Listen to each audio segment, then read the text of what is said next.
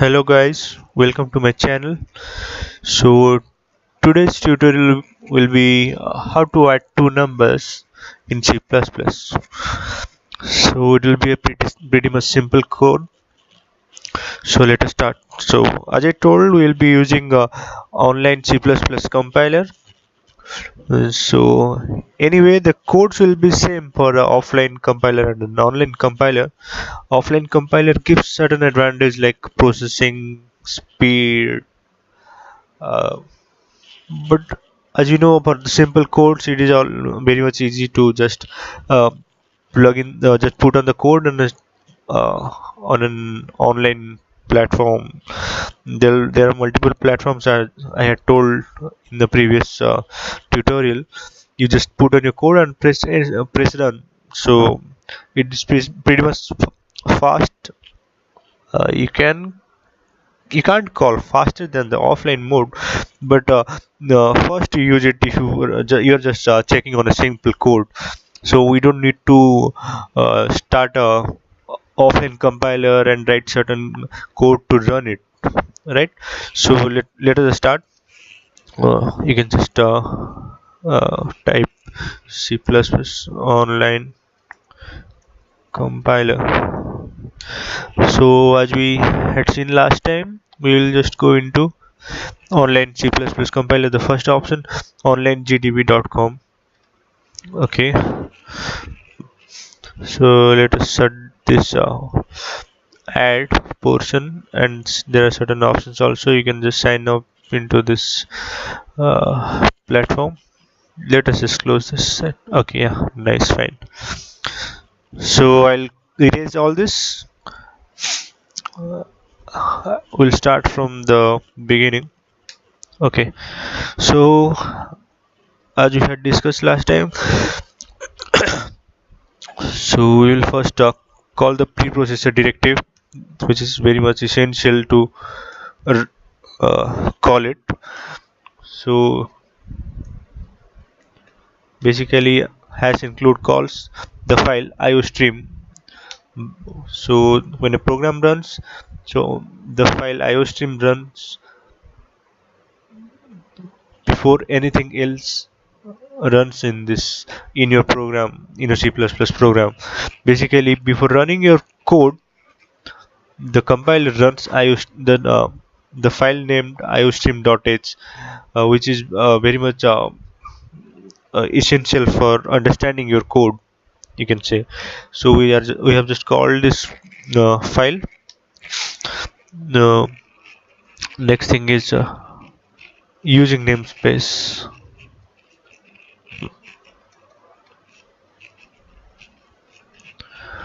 std.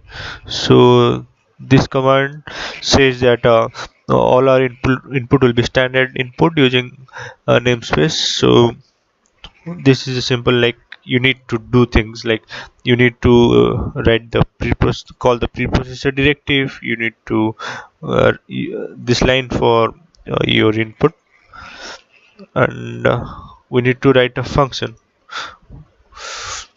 uh, the main function, which is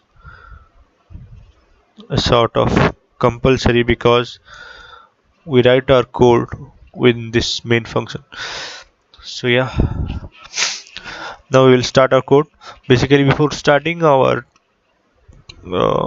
our intention, we need to write this much thing. Okay, so now we will start our intention. So let us add, I'll put a comment here. // is a single line comment. So we'll write a program to add or subtract or multiply or divide two numbers. So basically we'll be doing algebraic operations, simple algebraic operations. For that, let us assign some variables in integer type. Int, say a let us call some give some uh, like commentable variable names, like say num1, num2, num3, and that's all. So basically we need to declare some variables, like we have declared num1, num2 and num3 as integer type variables. After we declare, we can use these variables, like we can assign some value to these variables, like we are assigning 10 to number 1. Similarly, num2 equal to say 15, num3 equal to 20, right? Okay, fine, fair enough. So we have assigned values to these variables. Now we will do a operation, add, addition operation.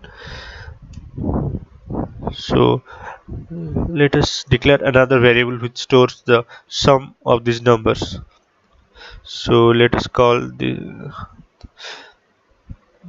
new variable as sum. We can direct then we can assign value to this variable sum as sum equals to num1 plus num2 plus num3. Oh, to see the result, we can see we can write a code like cout uh, double less than sign. We will write it write it write a text as sum equals, then we will put the next data as sum, then we'll end the print command, cout command. Okay, yeah, we need to write return 0. So this is a sort of compulsion, because we have mentioned the return type of this main function as int. That means this on running this program, we need to return a integer type variable, else it will be error. Basically, let us run this code. Okay, what we get? Yeah, it is compiling. Yeah, 45. 10 plus 15 plus 20 is 45. Yeah, correct. So nice and easy, right? Let us do some more operations, like we will put we will do subtraction.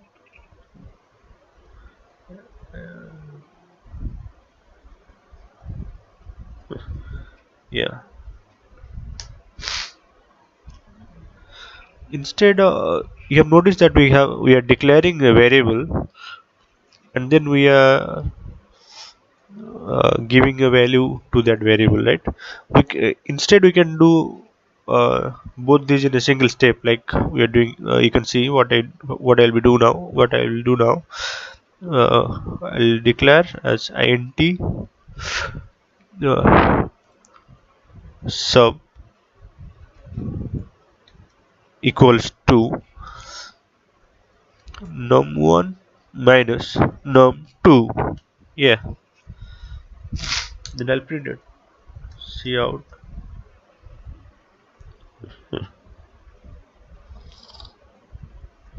the difference equals, then I'll separate it from sub, and I'll just done. Yeah, I'll just run this code. Yo, sum equals 45 and difference equal minus 5. So 10 minus 15 equals minus 5. Yeah, it's correct. So let us write this difference in a next line. 45 and difference has no space in between. So let us put a new line command in this cout statement. So we wrote end L, which means end line. So it will put a line break in between the two cout statements. Yeah, let us run it again. Yeah, fine. Nice thing. So 45 distance is -5. Yeah.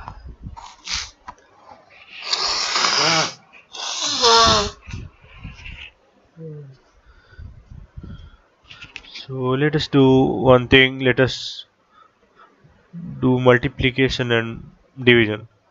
We can just copy this code. Yeah, and just write it again. I'll just I'm doing some uh, shortcuts.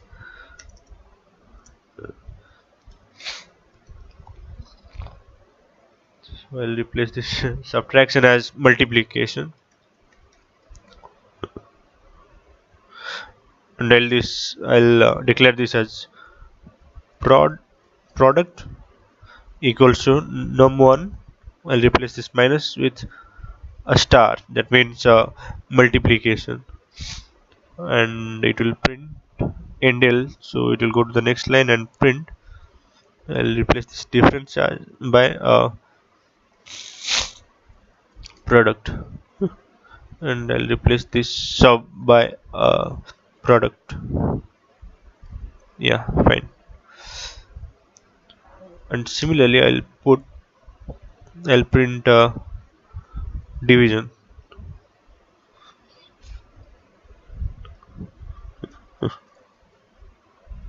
I'll replace this by vi division.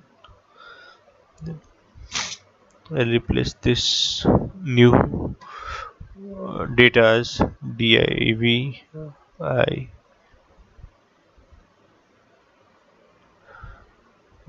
say division, and I'll replace number one by division sign. It is forward slash, and I'll just yes, yeah.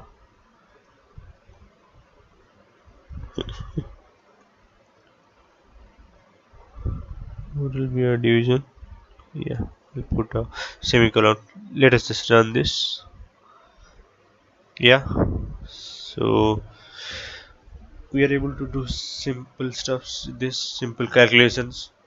Yeah, we can do much more difficult calculations as well. Yeah, you can notice one thing. The data type of division is an integer, so num1 by num2 will not give integer type data.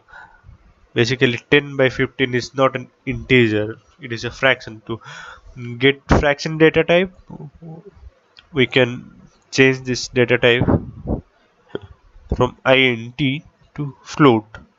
Float will allow fractional data. That means the numbers containing decimal units, right? So let us run this again. Ah, okay, because uh, the right hand side of the statement is will also give integer type data, because both num1 and num2 are integers. We can do one thing. We can change this data types of num1, num2, and num3 from integer to float. That means it will consider all the datas, both integer and fractional datas. So now if you give integer inputs, then decimal unit in decimal inputs, then we need to change all these data types. We will, because in many of the real cases we don't use integers. Let us change it to float. All of them. Let us change all of them to float.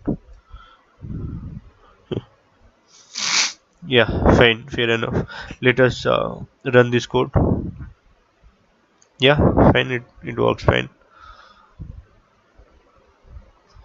So this is how you do some simple operations. So I hope this like the tutorial helps you. Yeah. So if you have any doubt, please comment below, and don't forget to subscribe and like my channel. Okay. Bye bye. Have a great day.